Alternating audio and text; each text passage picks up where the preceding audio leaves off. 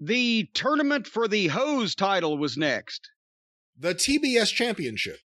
But as you clearly saw, and now you can't unsee, someone on Twitter sent the picture out, the close-up of the belt, the way that they have stylized the TBS logo looks like HOS, hose title. It is one of those things that once you see it, you can't unsee it. Yeah. Jamie Hayter versus Anna Jay, and they had a big schmoz afterwards where a bunch of the girls... So there's an angle after every match. There's an afterbirth, there's heat after, there's a big brawl, there's people running in.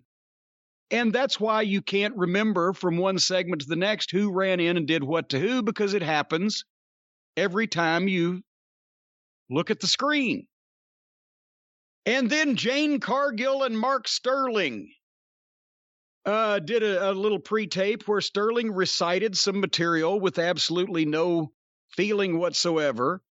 And then Jane remarked that she's going to rename the TBS belt That Bitch Show belt. Yeah, that'll go over well. Which Jim Ross's response as soon as they came out of it was, well, that'll sell. That Bitch Show. That bitch show. So anyway, let me just say, because you went past it quick, I actually like the Anna Jay Jamie Hayter match. I'm sure you did. I think, and I know you didn't watch it, so you're really not going to judge it one way or another. I'll just say that I think Jamie Hayter carries herself like a little bit of a badass from the moment she walks down to the ring and the way she worked. And I thought she looked pretty good. And Anna Jay, out of everyone in AEW who's younger and hasn't done much yet or hasn't been pushed down everyone's throat too hard yet, Anna Jay has a world of potential because she's good looking, she's athletic, she seems to be trying to learn how to work, and the fans are into her. So out of everyone there, she may have the biggest upside for the future of anyone in that women's division. What an endorsement. How much did she pay you for that? I mean it. But anyway, I know you didn't watch it, so let's move on to whatever you did watch. Moving on, MJF. As MJF is coming out, Tony Schiavone calls MJF, well, there's the big shithead. So now the announcers are cussing without need to. Remember 20 years ago, if somebody had done something horrible, Jim Ross would be pushed to the breaking point and he would finally come out with, well, that no good, dirty son of a bitch. And it meant something because he was pushed beyond all normal bounds, and whatever was going on or had been done, it was called for. It was in a moment of conflict. This is the MJF's walking down to the ring, and Tony, well, there comes the big shithead. But it happens every week, and to me, I think that's stupid. I hate Schiavone on this show. I'm sorry. I know a lot of people forget about WCW and they want to pretend like he was a good commentator throughout the 90s. He was garbage. And then he's come back, and it was nice to see him for a while. And I know Tony Khan feeds him a lot of the shit that he says. He has no insight into anything. He's just happy to be there. And then the MJF stuff. 1 week it's, oh, this prick. You're a commentator. Cut the shit. You didn't call Ric Flair a prick on TBS TV, did you? So I don't know. Schiavone to me is just worthless on commentary at this point. And I think it's so stupid and counterproductive for them to be the ones calling the heels, even if it is someone as despicable as MJF. For the commentators to be calling the heels names is completely stupid. That's what I'm saying. And not only that, but and I mean, you know, you can call somebody a name without it being a curse word. And because I know that we've all got Tourette's now, and they've established you can say shit and son of a bitch and goddamn and whatever on TNT now, but it loses the impact like everything else does. Imagine if Rob Black hadn't done all that extreme porn before he did XPW, then people would still enjoy the movie of where the pizza delivery guy comes over and things happen from there. But now that's fucking bland because we've seen the fucking 72-man bukkake on the fucking Girl Scout. And all they do, the more angles they do, the more numb and immune you are to them. The more cursing, the more numb and immune and normal it becomes. They immune people to everything by doing it repeatedly. And then it has no impact. Anyway, MJF came out, cut a promo on Darby Allin. who was sitting slack-jawed in a dark corner of the arena with a blank look on his face. And MJF asked the fans why they booed him and cheered Darby, and then answered it's because MJF reminds them of people better than they are, and Darby is an incel outcast misfit who can barely string together 4 words. Not good enough to be a normal functioning member of society. MJF has a way of saying the most basic truths in a very verbose and plain way. And the whole time while he was being called a glorified stuntman, Darby sat there with a blank face and stared at him. And MJF totally killed it. What a promo. But finally, Darby spoke and admitted that he was everything that MJF called him. It's the first, could you imagine? And Jerry Lawler told Bill Dundee he was nothing but a sawed-off runt if Dundee had come out. Yeah, that's right, I'm just a sawed-off runt, Lawler, you're exactly right.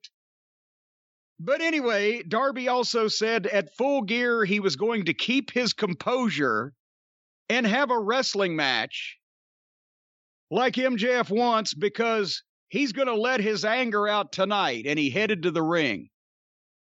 So I know it was a cute line, but basically you've said, okay, for the show you got to pay $50 for, I'm not going to be mad and we're going to have a wrestling match. We're going to fight tonight for free on TV. So MJF leaves the ring as Darby is headed to the ring, but Sting comes out with a baseball bat. And how many umpteen people was there? Like 8, 10, 12 people wearing Sting masks? There were a bunch, and they were skinny, they were big, they were tall, they were short. It just seemed like anyone they could find. Yes. And they all blocked off MJF as Spears and Wardlow came out and attacked the Sting mask people and got in a sloppy fight. And MJF and Darby started fighting in the crowd. And at least their shit looked better, but you can tell that nobody has any heat and nobody gives a shit really truly about anything because they were in the aisleway. If they had security people around them, they were hid well. They did. And by the way, they did. Did they have security? Yeah, there were at least a couple of guys there, but they were hidden pretty well so that if you didn't know what to look for, you wouldn't realize it was security. Well, exactly. And so, to my point, nobody tried to goddamn pop MJF once. Nobody tried to help Darby. Nobody got a fucking kick in the balls in. Nobody stepped on his toe. Nobody put the short right to the fucking jaw. As an experienced heel, I would have rather faced a gun at ringside inside the railing than gone out in the people because you would never see it coming. You couldn't tell which way, who was hitting you and from what direction. If you were in the aisleway by yourself or with a fucking baby face having a fight, you were going to lose it real quick. So now they just let them fight and spread out for them. So nobody cares. But finally, Darby comes out from under it and clotheslines MJF into the ringside area, and MJF ran back into the crowd, and they played some music, and it was over with. So, again, before the pay-per-view, the babyface gets the last word on the heel.